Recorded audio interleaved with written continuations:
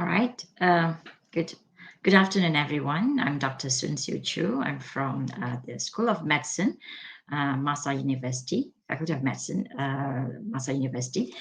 I would like to invite you all to a very interesting talk today, and it's going to start off by let me start off with introducing our speaker. He's going to speak on developing professionalism in health professional education. Now, this is part of our talk, which we are organizing in conjunction with the thematic month of November. All right, and the theme for this month is lifelong learning. All right, so I'm going to introduce the speaker first, Dr. Heyman Prasad Narayanan. Right, right. Dr. Heyman is a family medicine specialist registered with the Malaysian National Specialist Registry. Graduated with a Doctor of Medicine from University Science Malaysia, Penang, right? And he holds a dual family medicine specialist qualification, which are membership from the Academy of Family Physician Malaysia and fellowship from the Royal College of General Practice of Australia. Dr. Prasad also holds a master for medical education. This is a very prestigious one, with a distinction from University of Malaya and also Southeast Leadership Medicine certification from the prestigious Harvard Medical School. All right. Without further ado, I will be inviting Dr. Heyman. Okay. Yes, you're going to present on this title, Developing Professionalism in Health Professional Education. Where are we and what is the way forward? That's an interesting question there. So over to you. Okay, thank you, Dr. Soon. It gives me great pleasure to present this topic on all these various platforms online. And Dr. Soon, thank you again for the kind introduction. That's okay. So, uh, I think to speak about professionalism after lunch is going to be a bit a difficult task. But anyway, I'll try to make it as interesting as possible. Yes. I hope everybody can gain something out of it after this session. Okay. I'd like to share my screen. Yeah. So I'm going to talk in general about developing professionalism in health professionals, for health professionals. This includes medicine, dentistry, pharmacy, and nursing. But however, I'll be slightly more focused on the medicine and the medical school. So,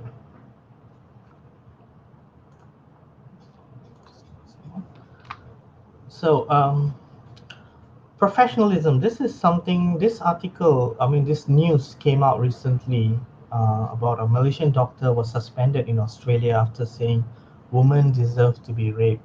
It's very shocking to see this kind of articles coming out in newspaper.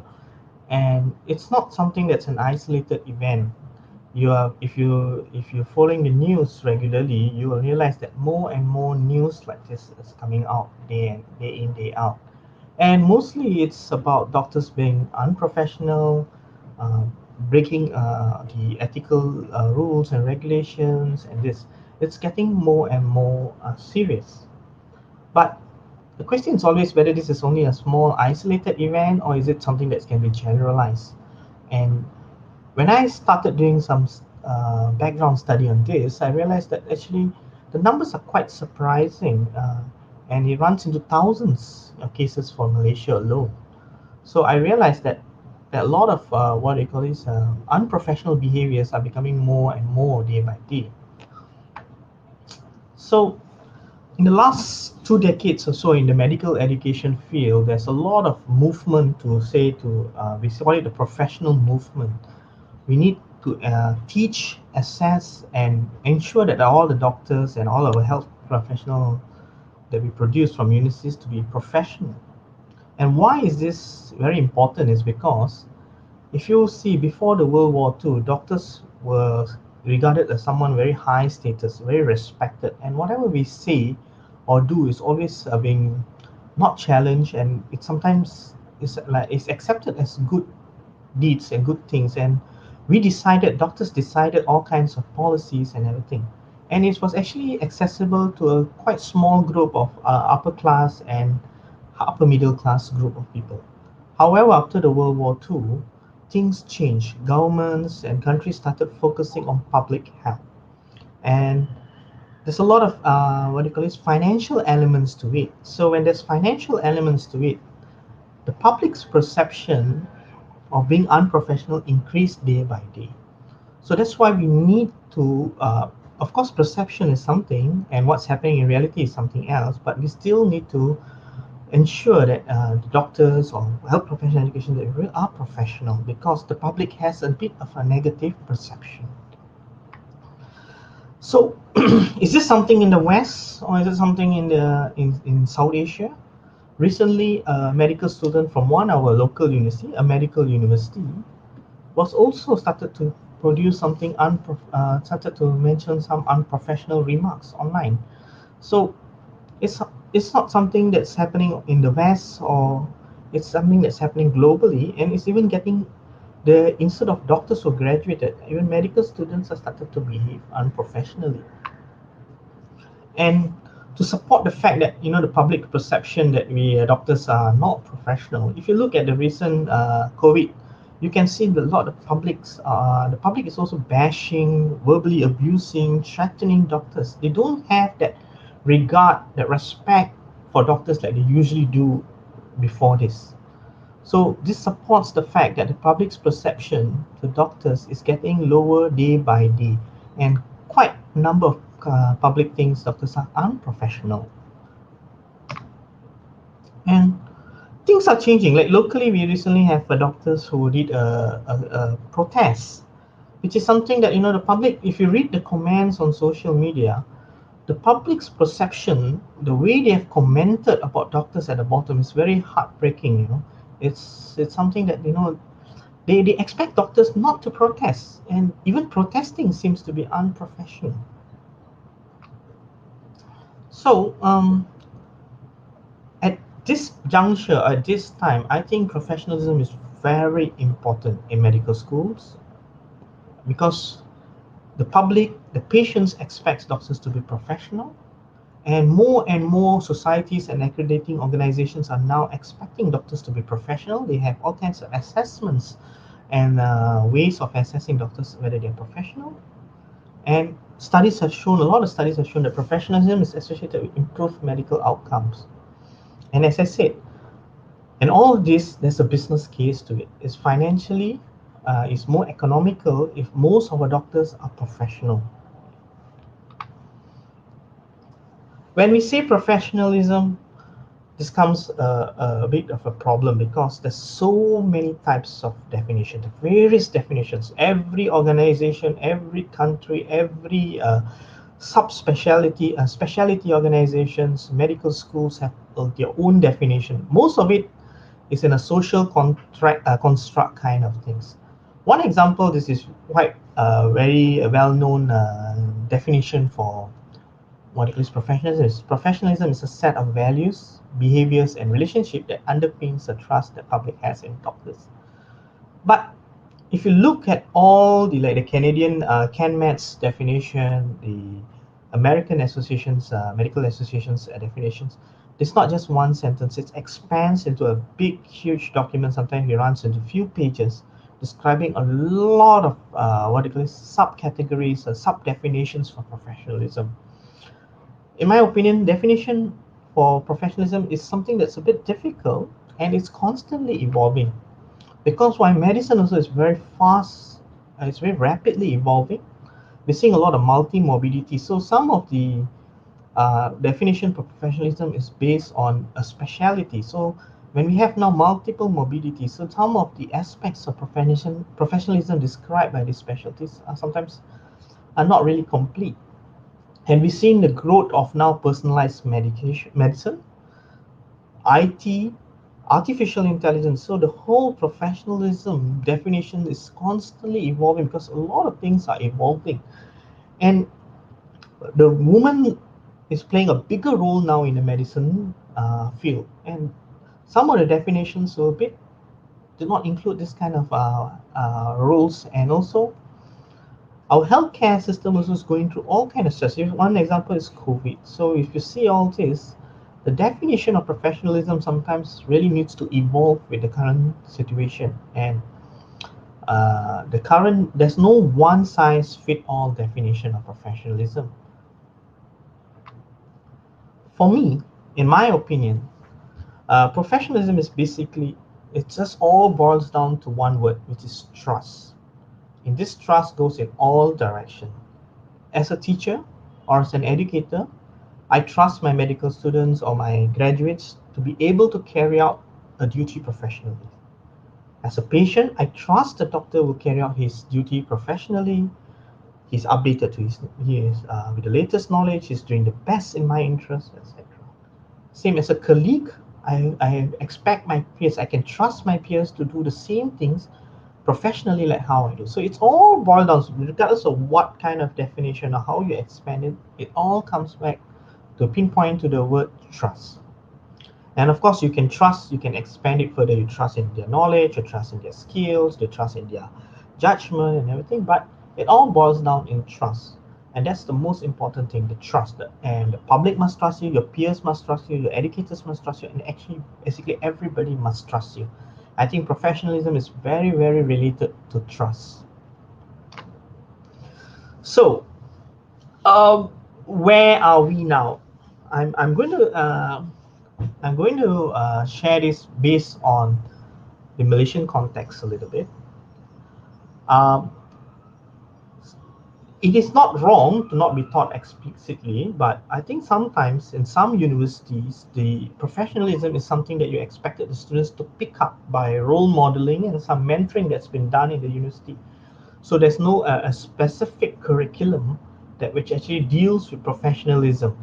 We might have some scanty, not say scanty, some here and there in the curriculum. We have slot in ethics, we slot in some professionalism in the exams, we put it part of clinical teaching. It's not something that's explicitly taught, it's not something that's in a continuum from day one of medical school until the person graduates.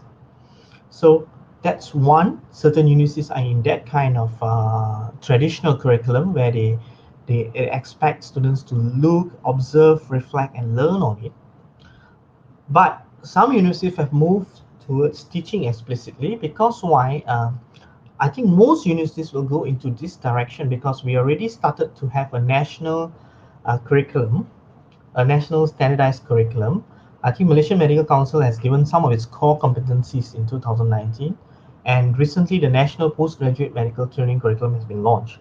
So a lot of these curriculums have included professionalism. So I think all the universities will start, because this will be assessed, this will be used for accreditation, this will be used for graduating. So a lot of universities will move towards teaching it explicitly, having it part core of a curriculum in their universities, maybe at undergraduate and postgraduate level. Again, when you say where are we, it's important to have a checklist. What are we doing now? So when I say we are teaching explicitly or not teaching explicitly, it's a bit of gray area, but basically when you say teaching explicitly, it has all these components, and you can test whether your university or your institution is practicing this. Do you have a leadership which speaks, talks, and ensures that professionalism is taught from top to bottom?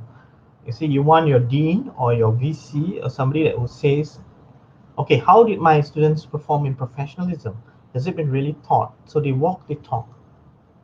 And professionalism is not taught in the clinical years only. It starts from the A1, you enter medical school, all the way until they graduate, become resident, houseman, and they become specialists. So it's a continuum in the process. Of course, there's different stages. You have different milestones for them to achieve, but is it in part of your curriculum? Does a university or the institution have a cognitive base of professionalism? Is there sometimes a reference, sometimes a guide? How are you going to teach professionalism? How are you going to assess professionalism? Where are you going to get guidance on all this? There's a knowledge base there. And how do you train? How do you change the thinking of your students and etc.? Do you have that? Of course, another important thing is learning environment. teaching something, and the environment also must be very supportive for professionalism. Um, Everybody is constantly giving feedback, not only from the lecturers, the peers, the students, the other staff, nurses, pharmacists, and everybody giving you feedback on how your professionalism is being developed, student. Do you have faculty members in your university or institution who are trained, who are also from a good standing of professionalism, who have direct access to the leadership? If there's something that's not going right, they can go to the leadership and say, hey, look, let's change this. We are giving a wrong role model for our students. Let's improve this. Do we have that kind of powerful, capable faculty members? Are all your trained faculty members, your members are trained in how to teach professionalism, how to guide students professionalism, how to assess professionalism? And do we have really a structured way or evidence way of assessing professionalism? Not just including them in your final exams or your clinical exam, a small component in your OSCE or your clinical examination, whether the student's professional. Is there a way of you assessing the students from day one so that they can get some kind of formative feedback and improve and improve and improve until they become ready, a professional doctor? So you have to check this with the university. So if your university has all this, then you're teaching it explicitly. So that's good. But I'm not saying that don't teaching explicitly is not good also, because for so many generations, medical schools, the traditional way, have been producing doctors who actually majority of them are quite professional. So, but I think this is much more evidence-based and it's much more better to teach it in an explicit manner. Again, I think the medical education has two, what you call this, a dual objective. One is to provide the future physicians with the knowledge and skill, and one to develop physicians a professional identity, like a doctor or a nurse or a dentist, which they feel and think and act like a professional. But I think if you do, it's like a weighing scale. The focus is more on the right hand side, which is the knowledge and skills, and not much more on the professional identity. We are looking, I think most medical schools focus on the knowledge and skills, and this is actually a little bit skewed. But in reality, it's supposed to be equally important. So what's the way forward? I think we need to teach professionalism explicitly, because, as I said, there's a lot of reasons why professionalism needs to be taught. And also, I'd like to introduce here a new term, which is professional identity. So we need, the faculty or the institution needs to support these undergraduates or postgraduate students to develop that identity, the professional identity. When I talk about professional identity, it's very interesting. You see, when I was working as a junior doctor, I have a very respected senior doctor. He would, when he's working in the hospital, he is one person who's very professional. The way he treats patients is very commendable, and you really respect him and you really treat him like your role model. He's a fantastic doctor, and I say his professionalism is something which is exceptional quality. But the minute he steps out the hospital, he becomes, I would, in my own description, a rogue, a person who is, I'm saying, you wouldn't think this particular person is a doctor. So a lot of times when we're teaching and assessing professionalism becomes something like a hat that you can put on and you can take off. You see a lot of students, they were professional when it comes to the exam, but in reality, they're not really that professional. So there's always a question, do you want this professional to be something that you can put on a hat on and take it out whenever you're not, you don't need it? Or do you want something that's inbuilt, like an identity? This is a doctor that I want to be, this is a doctor I am, and at every moment you are in that kind of doctor who was professional at most time. So a lot of medical education movement now is to create that identity. so that students at all times, or whoever graduates at all time, are professional at all times, not something that you can take it off and take it in. So that is how the way forward. I think universities or medical education institutions should focus on supporting the students. We not only teach them also professionalism, but also support them in developing their own professional identity. This is a bit of a complex thing, but what I'm saying is, what I'm going to describe here is, when I say to develop the professional identity, you need something what we call as a community of practice. That community of practice is something that when a student enters from the university, their undergrad, I mean their preclinical to clinical, or have an integrated system all the way until they graduate, that where they're practicing and learning, that community must be supportive. Because when this identity is developed by socialization, the way they react with the whole community, that community will be training them, will be helping them, assisting them to develop their identity. So this, because when a student enters, if you enters a university, they have so much of their personal identity. So the community of practice plays a lot of importance by social interaction, and to make so that the student develops that identity. So a lot of emphasis now in medical education is to how to fine tune this community of practice, and how to fine tune this interaction so that the students, from their personal identity or what they have before they entering a medical school, and when they graduate, becomes like the identity that we expect them to be. So a lot of things is community of practice. I give you one example. If a student enters a medical ward, he or she is being treated like the lowest, like a plankton in the whole medical organization. And you don't give them respect. There's no social interaction. There's no feedback. How would you expect them to develop their identity? And that's what's happening in quite a lot of places right now. The student develops their identity after when they graduate, when they do residency. I think the community of practice, where they start learning, the whole community has to work together through social interaction, help them to mold them and to become professional. As I said, socialization, the when the socialization is not something just the community of practice. There's a lot of factors now, and the current generation is totally different from the generations before. So we're training students to become professional, or helping them to create their identity, we must always think that um, this generation is different from our generation, and we must think that we cannot teach what is applicable for last generation for this generation. We have to think something a bit more forward thinking about future generation. You see, they are influenced a lot by the social media and IT.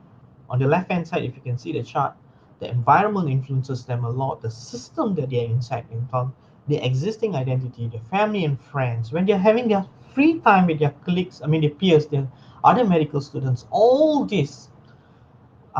This is actually the darker blue is actually learning theory, which is experiential learning theory by Korps. So all this, from what they visualize, how they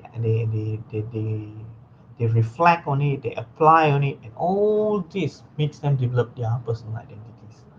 Some universities, without knowing, they have all kind of symbols, rituals, some kind of exclusive clubs. They have social activities together. All this makes them this helps with the social interaction and helps them to identity. So that's one way of moving forward, is to look at all these factors and try to intervene in all these factors so that they develop the identity that we want them to be. Um, Again, as I said, there's a lot of what do you call this? The process is not something very simple, but we really have to look into it. We have to see everything. Of course, they need to pretend until they become a doctor, but we can, what do you call this, give a lot of feedback so that their confidence improves, and then they become the professional that we expect them to be. So, how do we do it in our current? How do we moving forward? How do we introduce this thing? How do we make professional identity something which is part of our curriculum? How do we develop it? I think the most important thing is you have to make it a professional identity formation as a principle in your education objectives. That means in your university or your institution's documentation, there should be mission statements. These documents must be publicly available, and the leadership must make sure it's not just something like, a lot of institutions, they have vision and mission, but nobody knows about it. You must really walk the talk and make sure that this vision mission is part of the culture, part of everything in your whole institution. Second, you must establish a cognitive base for teaching professionalism. This is not just individual. You have to have all the materials. You must have all kinds of facilities so to help professional identity formation that I was talking about, communities of practice. And I was telling you a lot of socialization activities that are going on that helps to mold that professional identity. We have to look into that, how we're going to, what kind of evidence we have, evidence in medical education, what kind of things that we can use, what can do it, and what we can apply. And so the facilitators, the role models, the mentors can go somewhere to get guidance on this, on how to implement things, how to improve things. We must have some kind of reference available. Of course, a lot of things, our students are always adults. We must get them, you must tell them this what's important and guide them how to develop this identity. It starts from, we should move away from just teaching, also the student to learn, must have some self-learning. These are all adult learning theories implied here. So the students must realize this is important and start to develop it by themselves. And that's how they will know who they wish to become. So it's not something with just one-way direction that where we teach and expect them to become professionals. But we need their own self to learn and guide them so that they can be professional. As I said, we have to create a welcoming community of practice. You see, a lot of times, like I mentioned today, the students are the lowest hierarchy sometimes in a whole community of practice. It can be in a hospital or a ward or a department. I think we should move that, and we should not be hostile to these junior doctors or junior trainees or housemen. A lot of studies have shown that this kind of behavior is very corrosive. It's a cycle that never ends. So this corrosive behavior, this very unprofessional behavior, treating, disrespecting, harassing, bullying, all this becomes very negatively impacts the professional identity formation. So we must have a very welcoming, of course,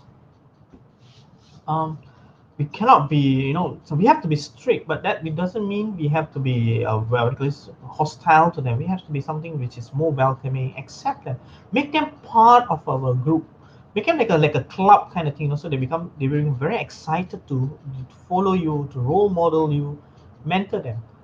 And it's very important to focus also on the minority groups. A lot of time, minority groups have been neglected, and then they tend to divert somewhere else.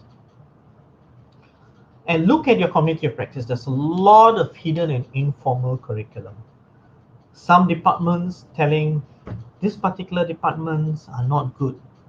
For example, primary care. Sometimes some departments say primary care is just a Panadol doctors. So they degrade them like that. When they degrade them, these doctors start to role model this kind of things. They start to behave in this way. So they disrespect. When there's disrespect, there's always issues with trust, and this is where all this kind of problems. There's a lot of hidden curriculum. We have to look at this, and it should not be a way that we say this is the way. The community practice cannot say this is the way to do things. You have to just follow it blindly. It must always be a two-way where we can negotiate, guide them, give them feedback, and sometimes individualize whatever we want to say. Hey, look, you're not doing this correctly. I think this is very unprofessional. When you see this kind of particular patients, this is how you greet this kind of particular, this is how you talk, or this is how you behave. Instead of, then he will tell, okay, the student will give back feedback. No, I did this because of this. Right? And by understanding them and giving feedback and adjusting your feedback, This will help them to blend into the community practice and have a proper socialization and develop their identity. Of course, there's a lot of factors, I would say major factors involved in role modeling, which is not in the universities. One is professional identity formation, sorry. Role modeling and mentoring. We always, it's a very difficult thing to role model. So we need to train people to how to role model. We need to make the lecturers, the universities, all the training staffs, and what do you call this, the adjuncts and everybody to understand how to role model. What's the proper way to role model? Be aware of what you're doing every day so that the students don't pick up the wrong things. Mentoring. Mentoring is sometimes a lot of places misunderstood. It's just they think every time mentoring is just at like a session. They come say, "Is there any problem? No problem. Go back." No, mentoring is more like guiding them. You must. The mentors have to play a better role, and the curriculum has to change. The major issue is the curriculum has to make sure there are fundamental experiences. That means you have to create opportunities students to see um, and reflect on important, I would say, professional activities. Okay, so where they know this is wrong, this is unprofessional, this is unethical, and this is not the way to do it. And very important is to give them some protected time so that they can reflect on what they have experienced. And evidence has said not something that's individualized. You have group sessions talking about. Uh, I give you some example. We might give a case report. So when I say fundamental experiences, maybe a case report of an unethical doctor, and we let the students to reflect on the issue individually first. Then we guide and give some kind of formative feedback, and later bring back the students into a group and start to discuss of the unprofessional behavior, what was right, what was wrong, why do they think this kind of thing. So when you give this kind of group-based approach, it sticks on, it becomes more effective in their professional identity formation. A lot of times when I say it's continuum, but also there's a lot of opportunity in the curriculum. There are a lot of time we expect things to move in a very linear fashion, but actually no. Sometimes professional identity formation happens in a lot of transitional periods. When a student joins the university, when a student transits from a preclinical to a full clinical years, when a student transits from graduation into residency, these are sometimes which is a free time, sometimes a lot of time where the students go through a lot of tremendous stress. And this is where we can help them to guide them and help them to develop their professional identity. These transition periods are very important periods where we can intervene, can help them with the professional identity, because there's a very stressful, a lot of interactions going on there, a lot of their, as I said, there's not socialization activities going on that time, which sometimes can influence the identity. Of course, one important to provide faculty development support and program. I think I've mentioned this earlier. We have to provide the knowledge and guidance to all our educators, and also we must give them time to reflect on their own identities. And maybe they want to, a lot of them are senior clinicians who have worked most in a hospital, very respectful. They have, over the years, they have developed their own persona. So sometimes when we give some kind of faculty training, we must give them some time to reflect on their identities and opportunities for them also to do some amendments, some changes so that it can fit to our whole, as I said, mission statement earlier.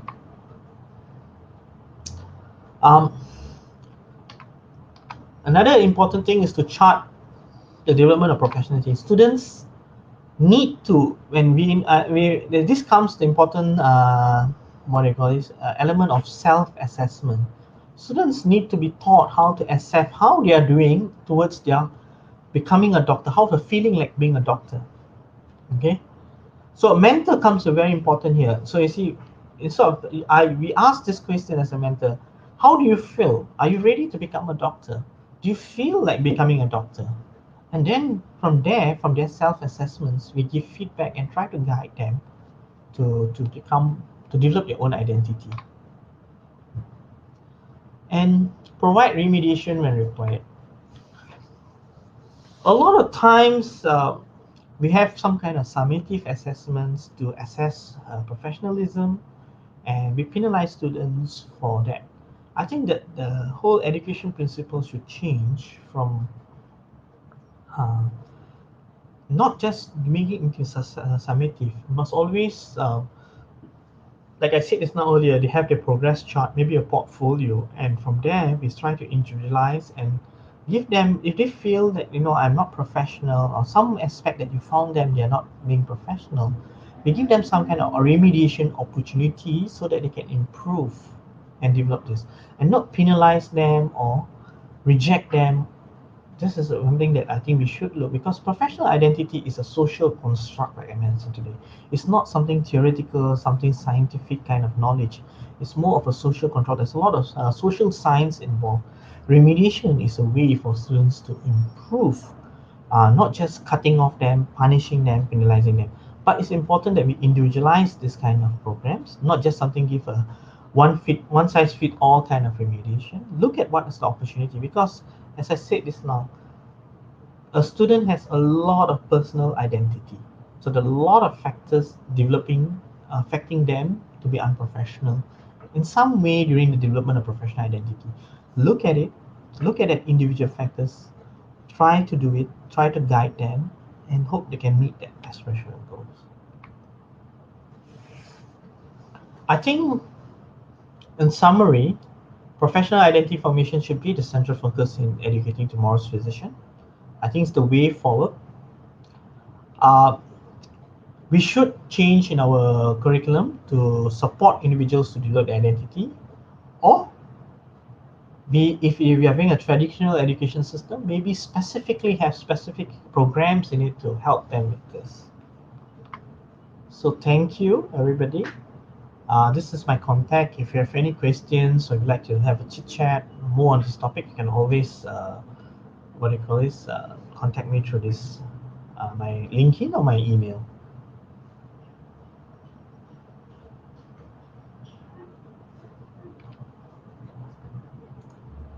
Very, very insightful talk about professionalism.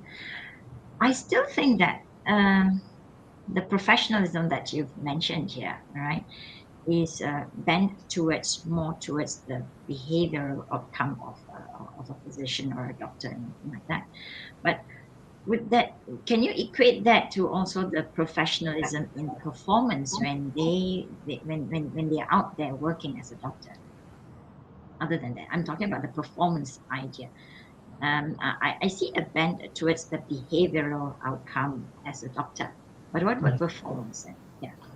Yeah, you see, when we say professionalism and you say performance, as I said this now, it's a spectrum of something that's not developed over deep. Mm, So when you professionalism actually comes hand in hand with performance.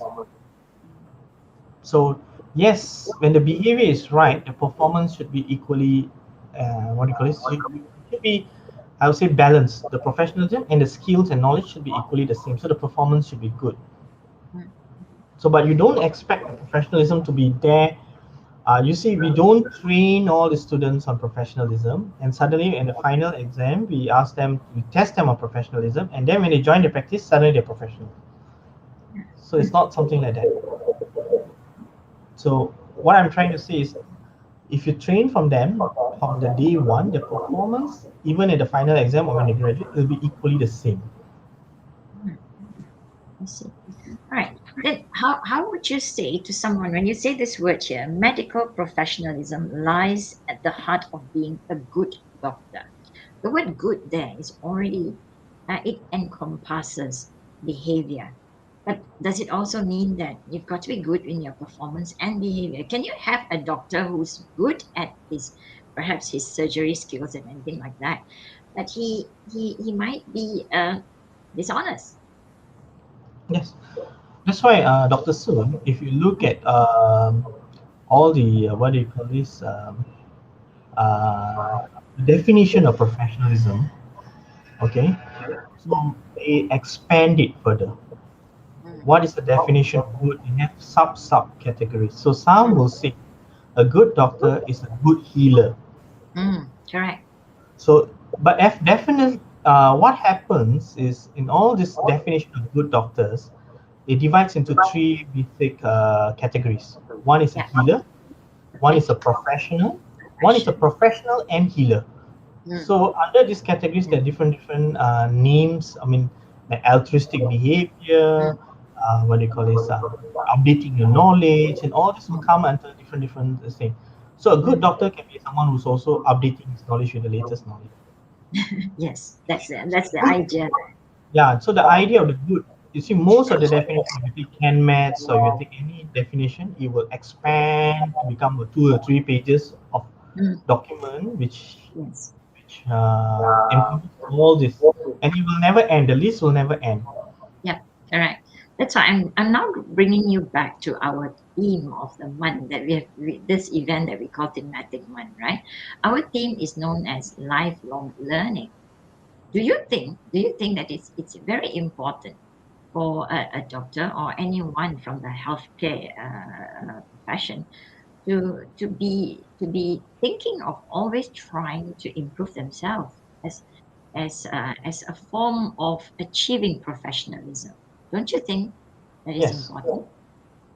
One common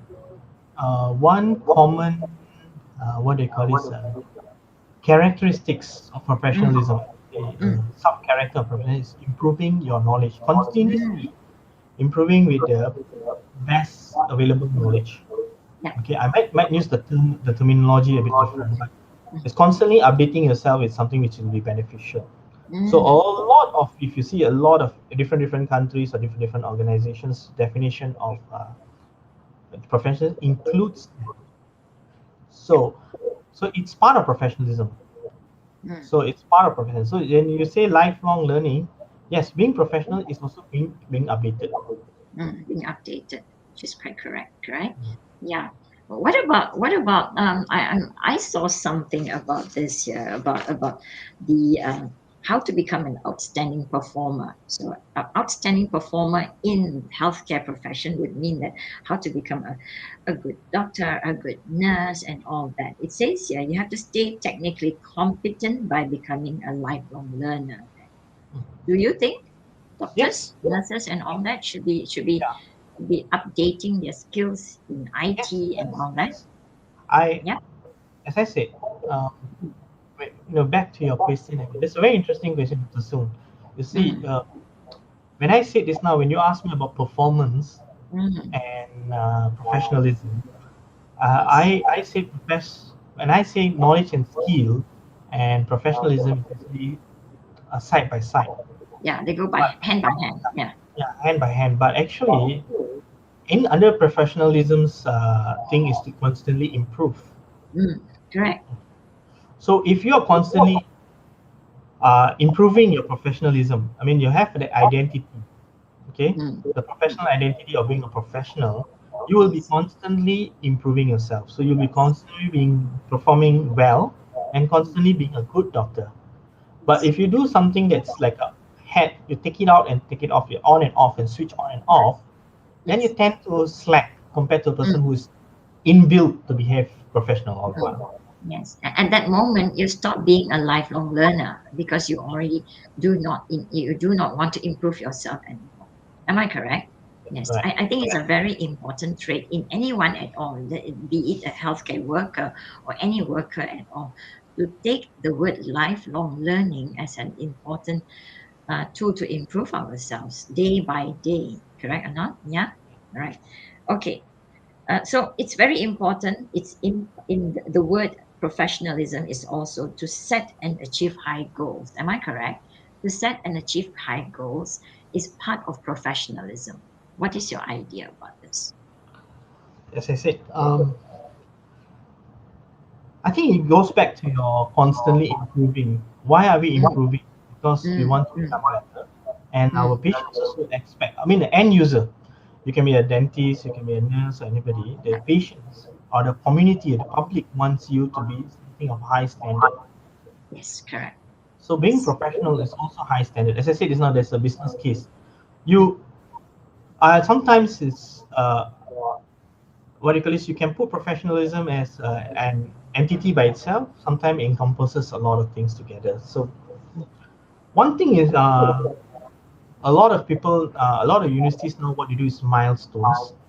Okay, that's correct. So they start to progress, not they what do you call this? They start to get the professional activities slowly and slowly Mm. until Yeah, finally finding themselves. incremental. It's an Yeah, incremental method. Yes. Uh-huh. yes. Yes, correct. So in that way, most of these EPAs, we call it interstable professional activities, is always updating yourself, improving yourself. Yes, Mm. correct. So Right. that is took in a competency kind of aspect also, and Mm-hmm. professionalism also deals it together. So both Mm, also deals of improving and achieving the best. mm. Very true. Yeah. Yeah. So All right. sometimes they overlap, sometimes they're treated separately. Correct. Now, you might have seen all our curriculum on PPD. We have a subject which is known as PP, a module, in fact, personal and professional development module. Do you know about that? Yes, I'm sure yes. you know, right? What do you think about ours? As I said, Mm, there's two ways of going of it. If you're a traditional medical school, then you have a module in it, which you put it across the years, mm, trying to this. Or mm, another way is you incorporate everybody mm. You and integrate it. Yes. integrate You it put in. throughout. So Yes, you put in all the elements inside there, the role modeling, yes, yes, and all that, yeah, yes. so you Right. put into that. So Mm, so PPD. You see, when you do a module, when you have a module, the students mm, tend to you have an assessment for that module. mm, Students have to that thing that switch on and switch off thing. yep, I yep, have the assessment for PPD. I tend to mm, be a bit professional. I meet mm, all that. But mm, when you put it across all, mm, and then they cannot switch and switch off. They have to be that person all the time. And that's mhm, where assessing assessing professionalism is also a bit difficult. The yeah, evidence is a bit mixed when it comes to that. yeah, So one of the good methods is having self-assessment. You self-assess and say, "I'm very professional. I'm becoming a doctor of this." mm. And Reflecting on yourself, yeah, yes. another important this is having a multi-source feedback. Okay, all right. Yeah. What is So that? you have from a various feedback on how you behaving. So let's say in Mm, a posting, a particular student is going into a posting. At the end of that particular posting, he not only gets his feedback from his teachers or his mm. educators, Peers, he his gets the peers. nurses, his Ah, peers. yes. All right, So you correct. see, then when they get that kind of feedback, Mm. it's much more better. It's much more, I mean, we don't penalize them. We give them chances to reprimand, not say, this, remediate. Yes, remediation, So yes. then you see, we develop the identity towards the thing. Correct. That's how it Yes. works. So that the students get feedback, they have some kind of formative feedback, not summative, lah. Also, how they can improve themselves. Mm. Yeah, in an incremental way, year Yeah. after And year, and all that. yeah, year after year, and maybe start it early. Yes, correct. Start it in Yes. one. So they become conscious that, hey, look, uh, I'm being watched at every minute. Mm. I Correct. have to be professional at all times. Yes. I'm being judged by everybody. The Mm. nurses, the patients, my peers, my colleagues. That's actually what's happening in the real world. Mm. You Right. know, even if Yes. you're a doctor, if you go to a restaurant and you sit down and eat, also people are judging. Oh, the doctor is eating this, the doctor is eating Mm. that. You know, Yes. Yes. so you tend to. I prefer that kind of thing. You integrate it throughout the whole curriculum. Mm. So, what would you say if I were to say pick three things, three important things to be the base of the PPD classes? If I may suggest, one is ethics, correct or not? Mhm. Yes. Anything else? The three main ones. um, Ethics, I think, is very important, yeah, which I think you agree. Yeah. yeah. So you are trying to, Dr. Sun, let me probe you further.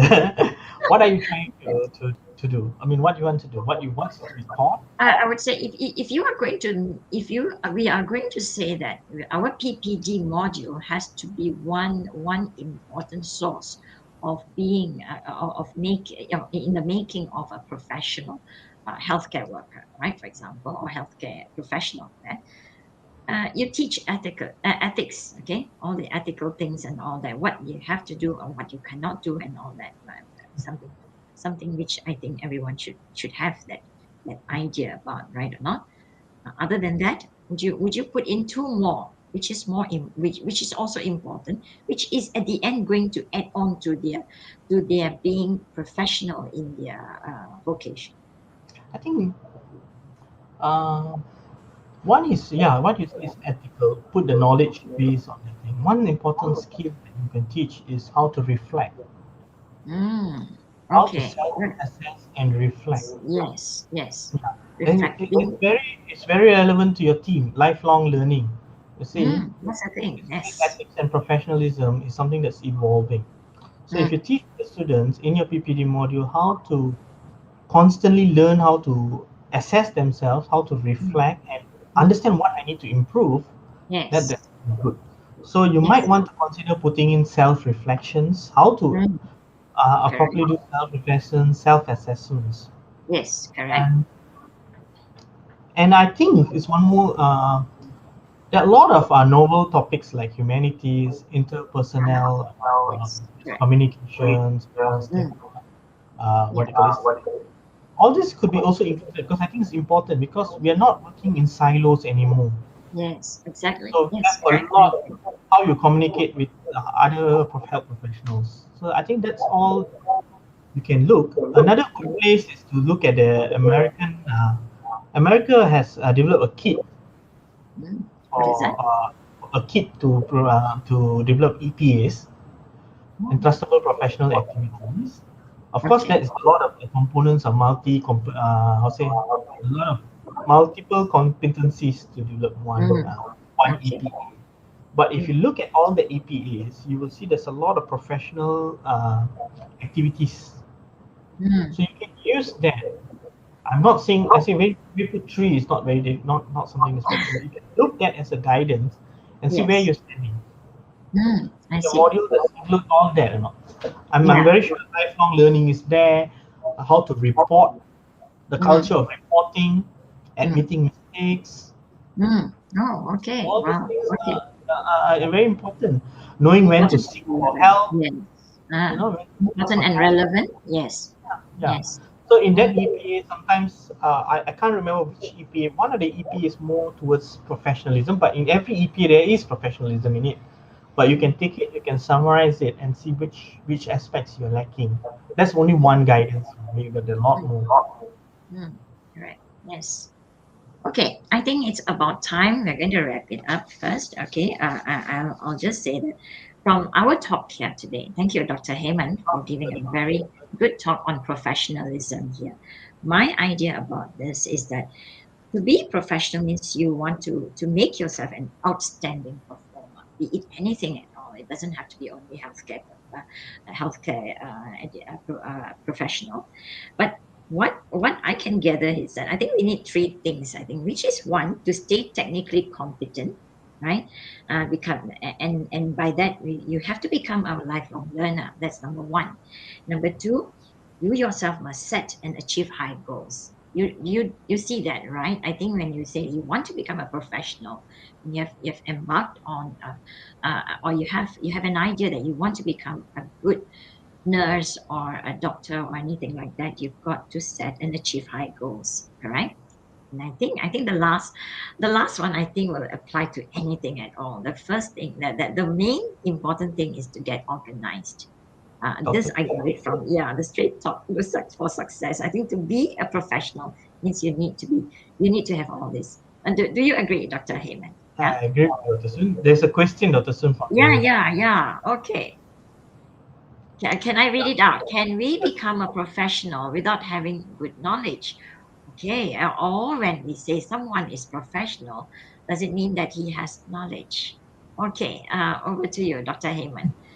Well, that's a Yeah, Idrissa is our master student who is who's currently doing mixed mode masters in medical degree. He's Okay. just joined us. Yes. Yeah. So I think, as I said earlier, knowledge in a health professional, you cannot know everything, and you're learning every day. If somebody who says that he has everything, he knows everything, there's something wrong with that person, because Okay. that's very egoistic. Actually, you're learning every day. Things are improving every day. But professional is not to say, I'm not saying someone who's professional doesn't have knowledge, but I'm Mm, just saying you you have to separate the knowledge and the professional side. You one way, by being professional, your knowledge will improve over time. Okay, so it's a behavior construct, I mean a social construct. I'm professional, I might not be knowledgeable as a certain person, but I admit that I don't know certain things. I maybe need to refer certain things. I'll get back to you. That's professional. just being professional. Correct. uh, Not someone who says, oh, I know this, you listen to me, and this is correct, that's not right, you have to listen to me, Mm, that's different. yeah. It's And doing the right thing. Yes. Is there anything else? there's a second part of it I missed out. Oh. The Yeah. second question, I think he did. Yeah. He says, when we say someone is professional, does it mean that he has knowledge? Oh, it's Yeah. inter. Yes. What do Yeah. you think about that? Yeah. Okay. When you are professional, you suddenly carry that perception from everybody that this guy is knowledgeable. Hmm. It's automatic. They think so. Yeah, because that's what expected. That's trust. Mm. Mm. Okay. Okay, When you that go comes and see in. the doctor, I trust the doctor has the knowledge to treat me. Mm. So the trust is there. It all boils down to trust. I trust you to have that knowledge, and it's professional for you to say whether it's you have that knowledge or you don't have that knowledge. So when social science is a bit, sometimes it can be a bit Yeah, philosophical, yes, no, and this and that. yeah. But Uh, like what you say, I think like what Dr. Sun you say is very true. That we need to. It's a life learning process, and mm, your identity, your professional identity also is evolving over time. mm, mm. I've seen And a you lot said of, earlier. Yes. yeah, there's a lot of things now. Sometimes you can talk about e-professionalism now. Okay. Yeah, that's a new. How Everything is added with an E now. yeah, you see a Yes. doctors. I've seen doctors who are, I've known them very long, very Mm. professional, but now when they go online, they behave a total different person. Things are Ah. changing. So, Oh, okay. Yeah. so you also have to keep professional identity is not something that's there's a full stop. It's constantly evolving, and you also need to lifelong learn and improve it. Mm. Exactly. Correct. Yeah. Right. Okay, I think we're coming to the end of the session. Thank you, Dr. Heyman, Thank you, Dr. Sun. for speaking about professionalism for us with the theme of lifelong learning. So I'm going to leave. We are going to both of us are going to leave the screen by asking by saying something. I've just read about this. Imagine a society that provides every citizen with lifelong learning and guaranteed access to the knowledge that they need to compete in our rapidly changing, increasingly globalized economy. So we need to imagine that everyone has equal opportunity to improve themselves towards achieving professionalism. And the key word there is that you've got to be aware that everyone is um, I would say we are all given the same chance to want to perform lifelong learning. Is that correct, Dr. Heyman? Yes, I think correct. lifelong learning is important. So I think with that, we are now going to say goodbye to everyone for listening. And Dr. Heyman, thank you very much. Professionalism, I think you have given that as a very good example when we want to say lifelong learning. What is the outcome of lifelong learning? One thing is to actually achieve professionalism, and you've mentioned everything in the healthcare profession, and I think everyone now has an idea of where to go, where are we, where to go, and all that. Okay. Yes, I think. it's very important for us to be aware, to be how do I say that, enlightened about this thing, right? Okay. Right. Thank you. Okay. Thank you very much from Okay. yes, from the School of Medicine. Thank you very much for your talk. All right. Okay. Have a great day today. Thank you. Okay. Okay. Bye bye.